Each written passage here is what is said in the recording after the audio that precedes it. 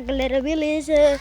Que eu Otávio, eu tô com mais um vídeo no contar pra vocês, galera. E hoje a gente tá aqui nessa floresta.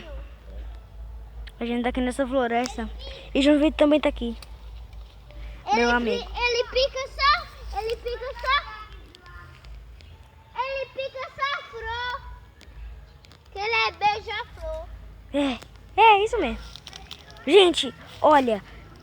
Galera, estamos perto de uma casa mal assombrada e olha o que eu acabei de achar. Galera, olha. Que barulho! Oi. O que foi, cara? Você vai postar no YouTube? Vou. Claro que nós não. Meu. Um paninho! Meu. Tá.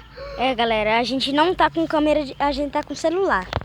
Olha, gente, um pano. Existe um fantasma por aqui, galera. Diz que essa lenda é muito assustadora, galera.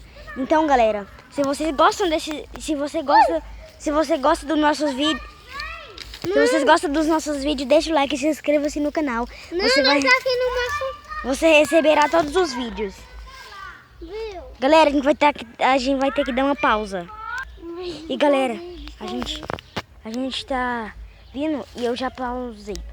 Então, galera, a gente tá aqui nessa floresta e, galera, a gente não pode ficar com esse vídeo muito longo, galera.